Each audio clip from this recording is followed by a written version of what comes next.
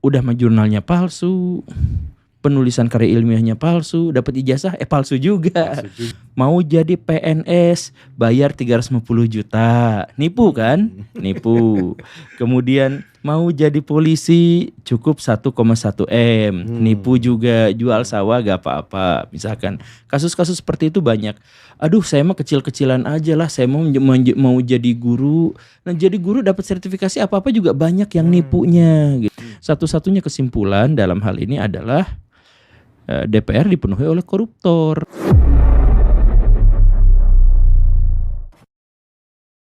Apakah Baraya termasuk orang yang percaya pada tudingan bahwa ijazah Pak Jokowi itu palsu? Atau Baraya termasuk orang yang masih percaya bahwa ijazah Pak Jokowi itu ya asli? Atau pertanyaan yang lebih awal sebenarnya adalah, apakah layak kita membicarakan masalah ijazah ini di ruang publik gitu? Emang pentingnya apa gitu? Atau misalkan pertanyaan yang lebih awal lagi, bahkan apakah pertanyaan ini relevan untuk dirempar ke diskusi publik bahkan berhubungan dengan delik-delik pidana, mengingat Pak Jokowi sendiri sudah tidak lagi menjabat sebagai presiden gitu? Apakah masalah ijazah Jokowi ini benar-benar penting kita diskusikan di ruang publik? Saya berpendapat bahwa sebenarnya ini masalah yang tidak penting. Tetapi ini adalah sebuah skandal yang sangat penting untuk dipecahkan. Jadi maksudnya begini Baraya, saya sebutkan bahwa masalah ini adalah sesuatu yang sangat tidak penting karena ini sebenarnya terkait dengan urusan-urusan politis dan perdebatan di antara kalangan elit untuk menumpuk kekuasaan di sekitar mereka saja, tidak lebih dari itu. Jadi kita anggap misalkan Pak Jokowi itu ijazahnya palsu. Lalu apa yang terjadi? Ya sudah, berarti kaum oposan akan menang, hore hore hore, dan setelah itu ya udah selesai gitu. Seperti itu. Kalau misalkan masalahnya hanya berkutat pada ijazah Pak Jokowi saja, itu hanya terkait dengan urusan-urusan politik dan kekuasaan yang ada di sekitar orang-orang paling elit di negeri ini. Tetapi kalau misalkan ini kita pandang sebagai sebuah skandal, maka ini menjadi sangat penting untuk didiskusikan. Karena apa? Kita runut satu-satu. Seandainya Pak Jokowi itu benar-benar menggunakan ijazah yang palsu untuk menjadi presiden, maka yang pertama harus diperbincangkan adalah bahwa Presiden Indonesia pada akhirnya ketahuan dia adalah seorang penipu. Jadi Pak Jokowi punya ijazah atau tidak tuh gak jadi masalah. Dia S1 atau tidak tuh gak jadi masalah. Karena ada presiden di Indonesia yang S1 ada, yang S2 ada, yang DO ada, yang lulusan SMA saja ada, bahkan yang tamatan SD juga ada. Tetapi itu berbeda ceritanya dengan pemalsu ijazah. Itu sangat berbeda. Karena kalau misalkan dia tidak lulus pada satu universitas, satu sekolah dan sebagainya, itu kita bisa melewatinya. Kita tidak berurusan dengan itu. Karena yang paling penting dipilih oleh rakyat. Kan begitu. Tetapi kalau dia pemalsu ijazah, untuk dapat ijazah aja dia memalsukan, maka ada potensi bahwa dia terbiasa untuk memalsukan hal-hal yang lain. Termasuk dia berani untuk merekayasa publik dan merekayasa manusia untuk memilih dirinya dalam pemilu. Misalkan seperti itu. Dan kemudian beliau akan berani untuk melakukan tindakan-tindakan yang didasarkan pada kepalsuan, begitu kan? Nah, itu makanya skandalnya itu menjadi sangat penting itu di situ.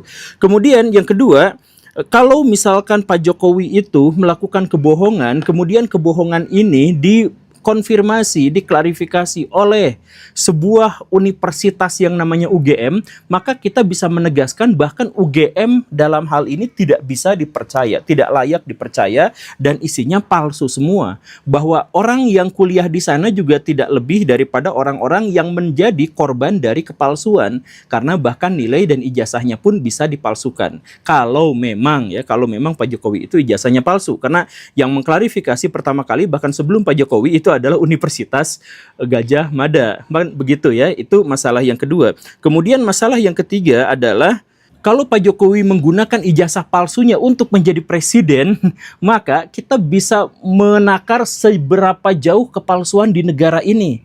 Kalau misalkan rakyat jelata bikin kepalsuan, masih rakyat jelata. Tapi kalau sampai level presiden, artinya kepalsuan di negeri ini sudah merata dari strata paling bawah sampai strata paling tinggi.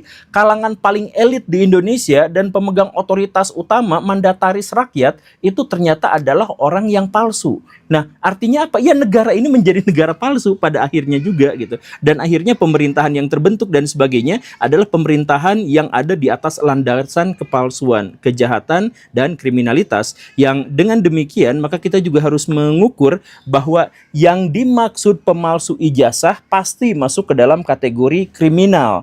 Dan karena itu maka kalau presiden kita terbukti pemalsu ijazah, maka presiden kita adalah seorang kriminal. Sebuah negara yang dipimpin oleh orang kriminal maka akan menghasilkan, silahkan pikirkan sendiri. Kemudian yang berikutnya adalah kalau memang ini benar-benar ijazah palsu, maka ini menghancurkan pendidikan di Indonesia. Bayangkan Baraya yang kuliah capek-capek, Baraya yang susah ngerjain tugas, Baraya yang digampar terus sama dosen dan lain sebagainya. Ya, ternyata bisa dikalahkan oleh orang yang memalsukan ijazah. Ini artinya apa? Ya, nggak akan ada lagi yang percaya pada sivitas akademika. Jadi maksudnya, jangankan kampus-kampus yang abal-abal, yang masuk jajaran top 10 atau 5 terbaik di Indonesia misalkan, itu kampusnya adalah kampus yang penyedia ijazah palsu atau yang membenarkan ijazah palsu. Nah ini kan makanya yang saya bilang sekali lagi, kalau misalkan ini hanya sekedar ijazah dari seorang bernama Jokowi, itu tuh gak penting. Tetapi bahwa ini adalah ijazah Jokowi sebagai seorang presiden dan kemudian dinyatakan pula oleh sebuah universitas, maka ini akan melibatkan terlalu banyak pihak yang kesimpulannya bisa menjadi sangat-sangat berbahaya. Begitu. Nah, karena itu maka sampai sejauh ini saya ingin menegaskan bahwa saya masih berharap bahwa ijazah Pak Jokowi itu asli. Saya berharap demikian ya. Karena dampaknya kalau seandainya itu palsu, wah berarti udah kacau Indonesia tuh. Kalangan akademisinya tidak bisa dipercaya, kalangan wartawannya tidak bisa dipercaya, kemudian orang-orang yang jadi kepala sekolah, orang-orang yang jadi dosen, yang jadi dekan, yang jadi rektor itu juga tidak akan lagi bisa dipercaya dan sebagainya. Itu impact-nya akan menjadi terlalu besar kalau ijazah Pak Jokowi itu terbukti palsu. Makanya saya sih sampai sekarang berharap bahwa ijazah Pak Jokowi itu asli, dan sampai sejauh ini hati nurani saya juga masih mengatakan bahwa ijazah Pak Jokowi itu adalah ijazah yang asli begitu. Karena saya juga tidak mau masuk penjara gitu ya. Karena yang meragukan Pak Jokowi bisa saja masuk penjara. Ya enggak, itu masih serius ya. Tapi kita lanjut saja. Sejak kapan sih sebenarnya tudingan terhadap ijazah Pak Jokowi itu palsu itu bergulir? Ini adalah salah satu tudingan yang paling mula-mula dihadapkan pada Pak Jokowi. Bahkan saya melacak ini sejak tahun 2019. Jadi tahun 2019 itu ada seorang yang namanya Umar Khalid Harahap, yang di akun Facebooknya itu menjelaskan bahwa ijazah Pak Jokowi yang SMA itu palsu. Begitu. Itu sejak tahun 2019 sama Pak Harahap. Kemudian yang nomor 2, gugatan berikutnya itu gugatan ke Pengadilan Solo bahwa ijazah Pak Jokowi itu palsu. Siapa yang menggugatnya? Itu Pak Bambang Tri. Nah, Pak Bambang Tri juga itu sampai membuat sebuah buku, judulnya adalah Jokowi Undercover. Yang secara pribadi saya melihat buku itu terlalu dipenuhi oleh tendensi dan kemarahan-kemarahan. Ditambah lagi misalkan ada tudingan-tudingan yang tidak relevan gitu. Jadi misalkan Pak Jokowi adalah anak palsu dari keluarga palsu, yang begini palsu, ayah yang sesungguhnya itu adalah orang PKI yang ingin menguasai kembali Indonesia dan seterusnya gitu ya. Nah, pada bagian itu sih saya pikir ya bukunya terlalu berlebihan gitu ya. Tetapi dalam hal ini saya melihat juga reaksi pemerintah dan pengadilan terhadap tudingan buku itu juga sangat berlebihan, di mana ketika ada gugatan ijazah Pak Jokowi itu palsu, penggugatnya itu ditersangkakan lebih dahulu, sehingga baru saja bergulir sudah langsung dihentikan. Nah, ini juga akhirnya ada konspirasi dibalas oleh konspirasi. Kenapa itu tidak diserahkan kepada tim khusus yang secara spesial membahas tentang ijazah Pak Jokowi gitu. Misalkan pakar hukum tertentu, atau misalkan pakar akademik tertentu, dan atau pakar digital dan sebagainya, itu kan sebenarnya bisa. Tapi kenapa ini malah dilempar ke pengadilan, ke meja hukum, lalu ada tersangka-tersangkanya, lalu ada yang ya harus dipenjara. Tapi kita lanjut kronologinya. Kemudian ya di tahun 2024 ada Pak Egy Sujana yang juga melaporkan kepalsuan ijazah Pak Jokowi. Kemudian tahun 2025 ada gugatan dari Pak Muhammad Taufik bahwa Pak Jokowi itu memalsukan ijazah, memalsukan dokumen. Kemudian di berikutnya di sekarang gitu ya, di tahun 2025 itu ada Pak Rismon Sianipar, dan kemudian belakangan Pak Roy Suryo ikut mengatakan bahwa ijazah Pak Jokowi itu palsu. Begitu. Nah, itu berarti ada 6 tahapan yang menyebutkan Pak Jokowi itu palsu. Sampai detik ini, kalau misalkan Baraya mau mengecek, itu banyak sekali upaya-upaya melaporkan Pak Jokowi itu palsu. Sampai detik ini. Tapi kebanyakan itu ditutup sama pengadilan. Dan bahkan sama ormas gitu ya. Ada ormas yang di bawah Pak Hercules, nah itu menahan atau disaksikan telah menahan banyak laporan-laporan warga terkait dengan ijazah Pak Jokowi itu asli atau tidak gitu. Itu silahkan Baraya cek sumbernya di media-media yang sudah ketahuan sekarang. Nah, dari orang-orang yang menuding Pak Jokowi palsu itu, kita membahas salah satu yang paling akhir aja, yaitu Pak Rismon Sianipar. Beliau banyak sekali membeberkan bukti-bukti bahwa Pak Jokowi itu ijazahnya palsu, skripsinya juga palsu, dan ini itunya juga palsu. Apa saja kita bagi misalkan dalam di ijazah ya. Ijazah menurut Pak Rismon itu palsu karena apa? Yang pertama itu adalah tulisan dalam ijazah itu adalah tulisan Times New Roman yang baru terbit, yang baru ada, yang baru dipublikasikan itu pada tahun 1992 di Windows. Sedangkan Pak Jokowi ijazahnya itu yang diterbitkan tahun 1985 itu justru sudah menggunakan Times New Roman. Itu menurut beliau. Yang pertama kejanggalannya yang seperti itu. Kemudian warna kertas lembar pengesahan itu berbeda dengan isi dari skripsinya. Yang ini kelak nanti dilanjutkan oleh Pak Roy Suryo. Kemudian yang berikutnya foto wajah. Foto wajahnya dianalisis menggunakan AI dan wajah Pak Jokowi sekarang, Pak Jokowi di tahun 1990, di tahun 1985 maaf, kemudian di ijazah itu palsu atau setidaknya memiliki probabilitas yang sangat rendah kalau itu adalah benar-benar Pak Jokowi. Itu menurut AI yang digunakan oleh Pak Rismon. Kemudian nama rektornya berbeda. Nama rektor yang tertera dalam ijazah Pak Jokowi dengan yang menjabat di UGM di tahun yang sama itu ternyata namanya berbeda, tanda tangannya juga beda. Beliau kemudian mengajukan tantangan kepada ahli grafologi dimanapun untuk silahkan cocokkan apakah tanda tangan ini tuh benar atau salah atau identik atau tidak. Kemudian yang berikutnya kacamata. Kacamata Pak Jokowi dalam ijazah itu kan dikenakan. Padahal Pak Jokowi itu seharusnya tidak boleh mengenakan kacamata kalau dalam peraturan di ijazah itu tidak boleh menggunakan kacamata. Gak boleh ini mah. Kemudian yang berikutnya adalah detail-detail kecil menunjukkan bahwa ijazah Pak Jokowi itu berbeda dengan ijazah teman seangkatannya di universitas yang sama. Begitu. Itu beberapa kejanggalan-kejanggalan yang ditunjukkan oleh Pak Rismon.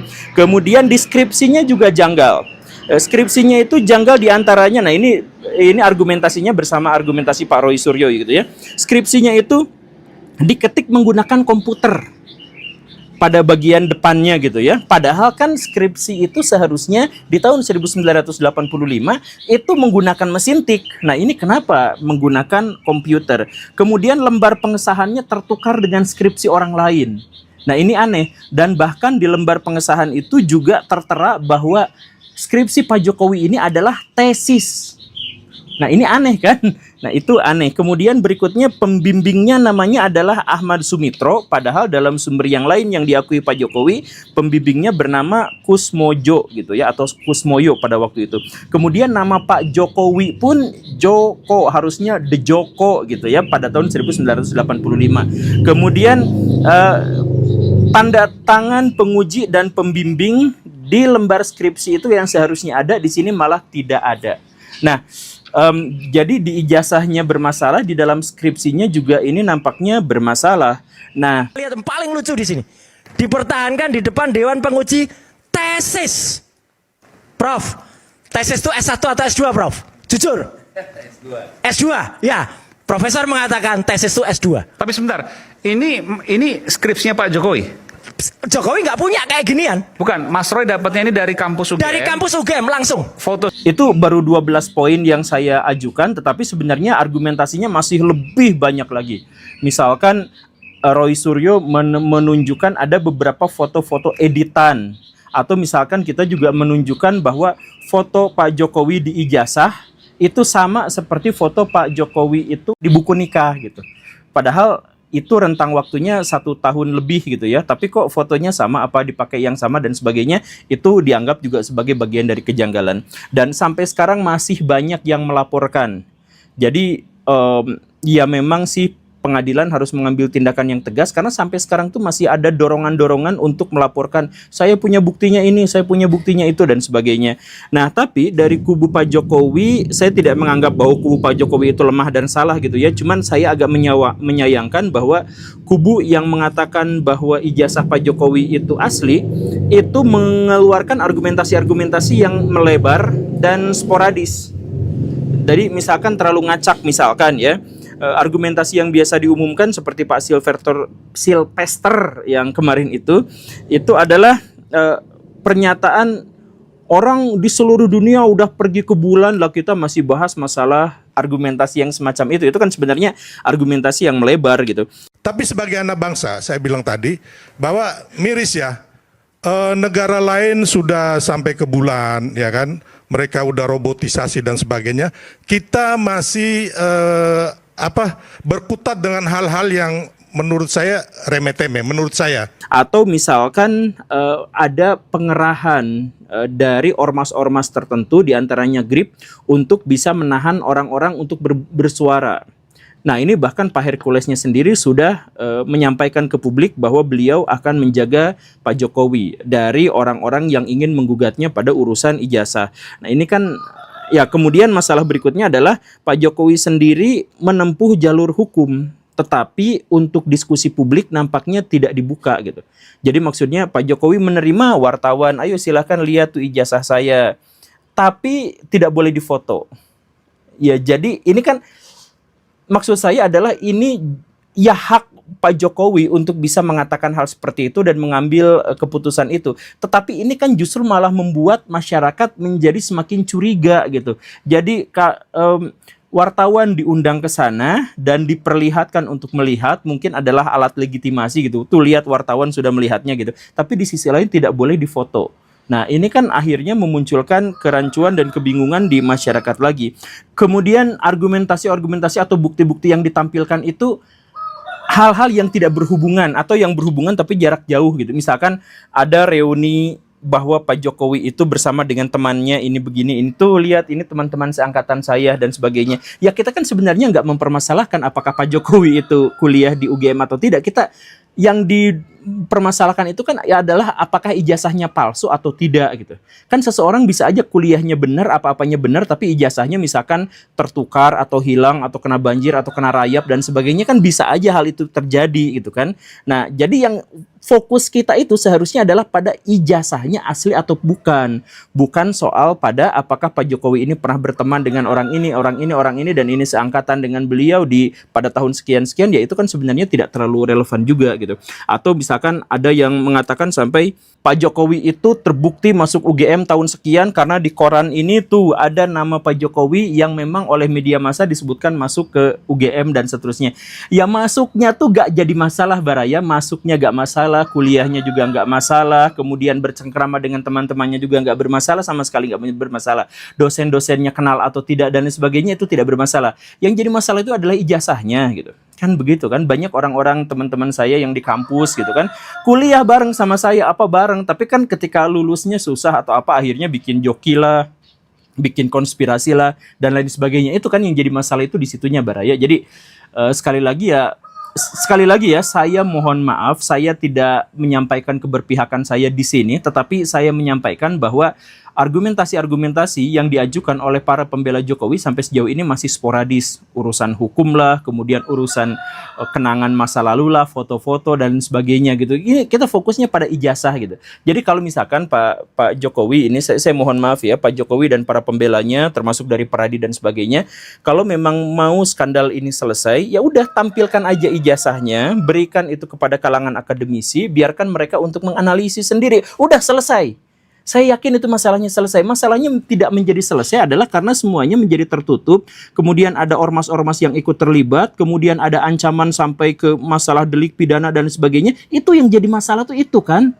Padahal secarik dokumen, tampilkan ke ruang publik, diskusikan oleh para pakar, para ahli, udah selesai gitu, ngapain juga gitu. Kan begitu ya. Tapi ini bahkan UGM sendiri pun ketika berargumentasinya cuman misalkan gini, Pak Richmond itu sangat disayangkan, dia kan dosen tapi kok ngomong kayak gitu.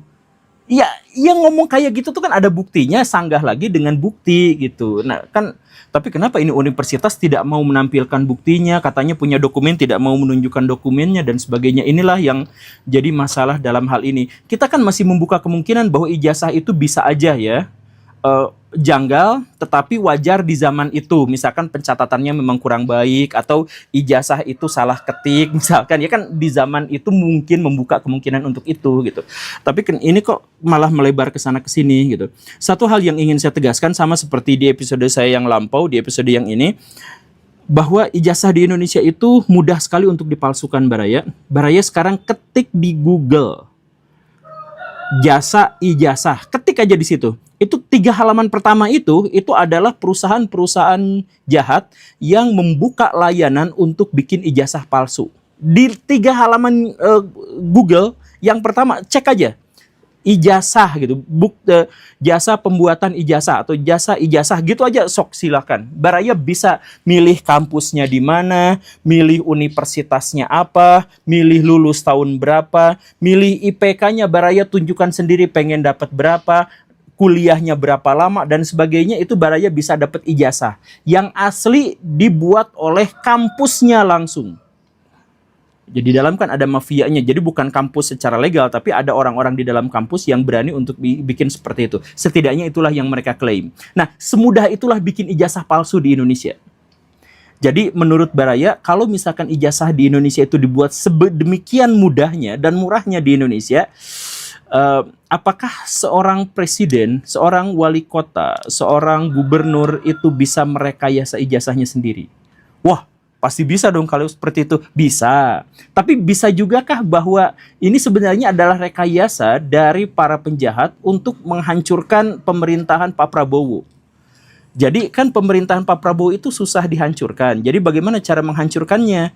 Ya, hal pertama adalah Pak Prabowo dengan Gibran dipisah dulu. Tapi Gibran itu kan di bawah kendali orang yang sangat kuat, yaitu Pak Jokowi. Maka Pak Jokowi itu harus dihancurkan dulu. Tapi kan Pak Jokowi susah untuk menghancurkannya karena tidak ada catatan korupsi dan sebagainya. Dan itu sangat susah untuk dibahas gitu. Karena misalkan bahwa kan KPK pun kan dibikinnya sama Pak Jokowi dan sebagainya. Polisi juga seperti itu misalkan. Ya makanya dari ijazahnya dulu. Nah, setelah ijazahnya terbukti palsu, maka itu adalah pintu masuk untuk menghancurkan Pak Jokowi. Setelah Pak Jokowinya hancur, maka Pak Gibrannya yang akan dihancurkan. Karena sekarang juga sudah ada kan ya orang-orang tertentu yang ingin memakzulkan Pak Gibran gitu ya. Nah setelah itu maka Pak Prabowo itu menjadi benar-benar sepi dari dukungan, dan karena itu mudah dihancurkan. Kemudian Indonesia akan mengadakan revolusi dan sebagainya. Ya bisa juga seperti itu. Itu kan skenario yang saya pikir sangat masuk akal gitu.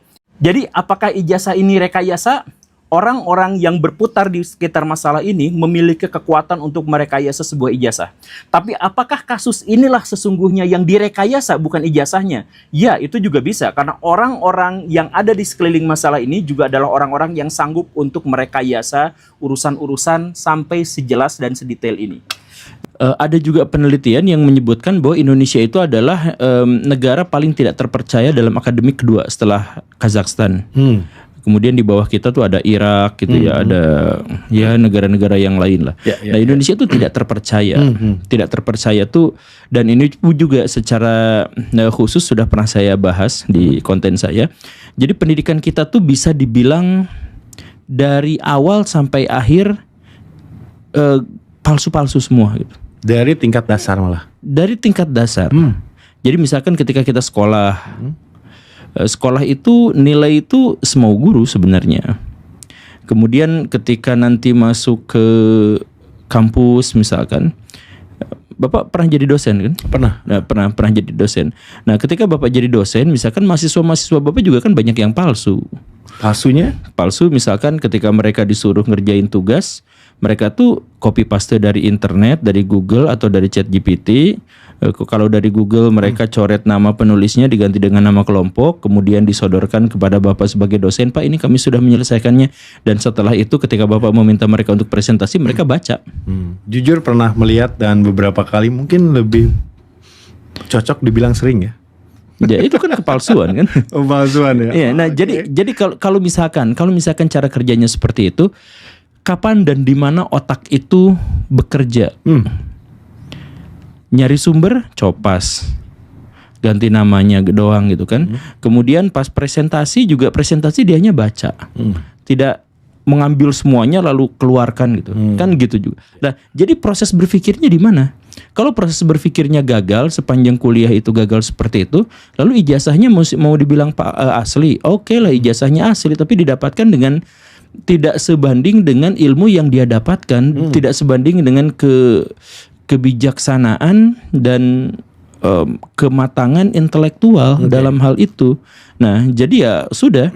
Kemudian setelah dia jadi dosen, jadi apa? Kementerian Kementerian Pendidikan dan perguruan tinggi Sekarang Kemendistekdisdi ya. itu. Nah, itu Karena kan baru diubah lagi kemarin. Iya. Dipecah lagi dari capek tuh ya. Capek harus menghafal perubahan-perubahan itu tuh. Oke. Nah, dari situ kan bikin peraturan bahwa harus kita tuh ketinggalan dalam penulisan jurnal ilmiah. Kita tuh harus jadi kita harus nulis gitu kan. Jadi dosen kalau mau naik pangkat, kalau mau dapat proyekan harus nulis. Selain juga kan setiap tahun harus bikin 2 ya. Iya. Minimal. Dari kampusnya malah ada yang lebih banyak dari itu. Iya, karena Ada ngejar lebih target banyak. gitu. Ngejar target. Volume jadi mereka. Iya. Oke. Jadi dan akhirnya apa? Jadi sampah digital. Hmm. Jadi jurnal-jurnal kita tuh jumlahnya berapa? 20.000 sampai 40.000 lah. Karena nggak bisa dihitung dengan jelas juga kan. Berakhir di perpustakaan. Yang nggak dibaca itu sampah digital. Sampah digital ya. Ya kan. Jadi jurnal berkualitas itu kalau dia banyak dikutip kan. Kutip atau jadi sesuatu. Atau produk, jadi sesuatu. Inovasi dari gitu. Atau misalkan jadi basis bagi kebijakan publik pemerintah gitu kan. Ya salah satunya intinya mah ada faedahnya lah ya. Nah, kita banyak jurnal-jurnal yang saya baca. Ya kan saya konten kreator dan saya itu memaksakan diri untuk baca setiap hari gitu kan untuk konten saya. Dapat jurnal serius jurnal gini gitu. tapi itu yang terjadi di Indonesia tuh ya seperti itu. Jadi akhirnya apa? Dikutip aja enggak, saya yang ngutip aja malu gitu kan. Dan ya akhirnya ya nggak ada pihak yang ngutip, nggak ada pihak yang menjadikan itu sebagai basis kebijakan publik, nggak ada yang menjadikan itu sebagai satu produk. Ya udah jadi sampah digital, penuh aja di situ harddisknya, cloudnya ya untuk sesuatu yang bahkan yang lebih buruknya lagi tuh jurnal-jurnal kita tuh atau karya-karya ilmiah kita tuh ada yang jelek, ada yang amoral, ada yang dua-duanya. Jelek, amoral. Nah ini jelek dulu deh. Maksudnya apa? Ya jelek tuh misalkan secara metodologi tidak bisa dipertanggungjawabkan gitu ya, atau fakta-faktanya tidak bisa dikonfirmasi gitu ya kan, pernyataan-pernyataan. Saya menemukan banyak sekali yang metodologinya tuh cacat gitu, aneh ini kenapa bisa jadi jurnal kayak gini gitu. Tapi gak apa-apa lah, ada yang fakta-faktanya juga yang sampai fakta apa ya saya lupa lah, tapi saya banyak menemukan yang gitu. Nah itu tuh jelek gitu ya. Jelek tuh berarti ya gak layak untuk jadi sebuah jurnal gitu. Nah tapi ada juga yang amoral. Nah ini yang plagiarisme, yang predatory, yang joki. Nah itu kan amoral kan. Jadi kalau kualitas jelek, ya jelek gitu. Tapi kalau dari level penelitinya lah kalau itu mungkin ya. Tapi kalau misalkan sudah amoral ini, dan ini kemarin banget kalau nggak salah tuh, nanti cek lagi ya, kemarin tuh ada pejabat daerah Bangka Belitung atau kalau nggak salah itu wakil gubernurnya terindikasi ijazahnya juga palsu. Salah satunya itu saya dengar tuh. Jadi udah mah jurnalnya palsu, penulisan karya ilmiahnya palsu, dapat ijazah palsu juga. Palsu juga. Maksudnya? Ijazah yang mana nih ya? Oke. Ya saya kan dulu juga saya sering mengatakan coba cek silahkan di Google sekarang. Nah, Akang punya tim di sini, silahkan cek googling sekarang jasa ijazah. Oh banyak banget itu. Banyak banget. Nah, bayangin sekarang saya ngetik jasa ijazah, tapi mayoritas yang keluar adalah kepalsuan. Dan dari situs-situs yang tertera itu ada yang mengklaim kami telah membuat 3.000 sekian ijazah, ada yang sudah bikin ini. Jadi portofolio ya? Ya. portofolio dan Supaya mereka dipercaya. Akhirnya Iya. banyak orang yang buat juga mungkin. betul Bisa jadi. murah loh, 20 juta doang Iya, dapat iya. Pak Daripada S1. bayar Ya, S1 iya. berapa tahun ya? 45 juta ke atas setahu saya di swasta ya gitu. Bapak 45 juta. Ah, ah. 45 juta itu dengan effort waktunya kan, dengan itu. penelitiannya. Iya, iya. Nah, kalau Bapak S2 beli di sana itu kisaran 30 aja, Pak. 30. 30 sampai 35 juta. Kita tetap bisa bekerja, nggak harus kuliah gitu ya maksudnya. Nah, dan kenikmatannya di sana itu IPK bisa bebas pilih, Pak. IPK-nya bisa pilih. Bebas pilih. Oke. Kampusnya bebas pilih, Pak. Kampus bebas pilih. Kemudian Kampus abal-abal kali. Enggak. Atau kampus yang itu disebutkan di situ UI, ITB, Sampai IPB, seperti itu silahkan pilih. Iya. mungkin kalau bukan pejabat publik atau kuliah di perusahaan kerja di perusahaan biasa mungkin nggak bakalan ada proses ini ya, harus pembuktian dan sebagainya, lolos tuh. Ya enggak, itu ijazahnya ijazahnya asli tapi nggak resmi gitu. Nggak resmi. Kalau ditunjukin mungkin seperti yang kemarin. Enggak, itu asli. Rame-rame. Asli itu gimana maksudnya? Jadi ijazah asli tapi nggak resmi itu maksudnya ijazah itu emang dikeluarin sama kampus itu, termasuk jenis kertasnya tuh dari kampus itu. Tapi tetap pemalsuan dong. Memang Palsu dong. pemalsuan. Palsu dong ya. Maksudnya gini nih, kita sebut yang dimaksud dengan asli itu kertasnya asli, Oh, oke. tintanya asli, capnya, terus ada emblemnya gitu, itu semuanya asli. Berarti ada oknum Ada di orang dalam dalamnya. di situ. Oh, oke. Kecuali dipermasalahkan seperti kemarin ya. Mana teman Pak kuliahnya? Jokowi gitu ya. Mana skripsi? Enggak berani bilang. Itu saya heran panjang amat sih isunya. Gitu sampai sekarang itu masih ada lagi Masih, yang lain ya. masih. Bahkan ada profesor baru tuh yang Iya, profesor yang baru menyampaikan juga testimoninya tapi isunya di ban seperti apa. Oh, ternyata itu ya. Ada oknum berarti di dalamnya. Jadi- sampai seperti itu. Jadi saya mohon maaf kalau Pak Jokowi itu dituding bikin ijazahnya itu di Pramuka, apa itu namanya? Ya di situlah di Pasar Pramuka atau apa gitu. Ya terlepas itu benar atau salah, bahwa pembuat ijazah palsu di Indonesia itu memang banyak sekali. Jadi kita gak bisa maju karena kita tuh banyak penipu. Jadi kan ini tuh Pak, masalah penipuan di Indonesia itu menjadi awal mula dari keruntuhan sebuah bangsa. Jadi pikiran sederhananya tuh gini Pak. Saya sebagai pribadi pengen dapat duit. Gimana caranya? Kerja. Misalkan saya harus beternak lele. Tapi untuk bekerja saya harus tahu. Maka saya harus baca buku peternakan lele, Ya. cara praktis membesarkan lele segede Godzilla misalkan gitu ya. Misalkan ya. Nah, akhirnya apa? Saya baca buku dan kemudian saya beternak di situ. Diterapkan di sana. Diterapkan di sana. Jadi akhirnya apa? Saya mandiri secara finansial dan saya mandiri secara intelektual. Jadi dapat duit iya, baca buku dapat pengetahuan iya. Ya. Itu normal di negara-negara yang sudah mapan dan sudah maju. Oke. Nah, kalau di Indonesia saya butuh duit. Apa? Bekerja. Bagaimana cara bekerja? Ya nipu. Jadi kalau di sana tuh baca, kita tuh nipu. Mau jadi PNS, bayar 350 juta. Nipu kan? Nipu. Kemudian mau jadi polisi, cukup 1,1 M. Nipu juga, jual sawah gak apa-apa. Misalkan kasus-kasus seperti itu banyak. Aduh, saya mah kecil-kecilan aja lah. Saya mau jadi guru. Nah, jadi guru dapat sertifikasi apa-apa juga banyak yang nipunya gitu. Nah, jadi ya terus tadi saya pengen jadi dosen aja biar gajinya gede. Oh, kalau jadi dosen tuh harus punya karya ilmiah, harus lulus S2, S3, harus gini. Ya semuanya juga ijazah Ada palsu. jenjang akademik sampai profesor malah gitu ya. Iya, betul. Jadi akhirnya finansial kita nggak naik prosesnya, intelektual juga prosesnya nggak naik, tapi kita mendapatkan itu. Nah, akhirnya negara kita tuh negara yang tidak bisa menyelesaikan masalah-masalahnya. Banyak di antara masalah-masalah di Indonesia tuh yang sebenarnya cara menyelesaikannya tuh praktis dan bisa selesai loh. Banyak, Pak. Misalkan korupsi. Itu praktis cara menyelesaikannya tuh.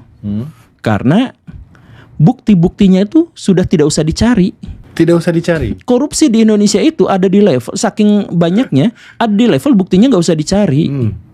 Nah, ya sederhananya misalkan beginilah Pak.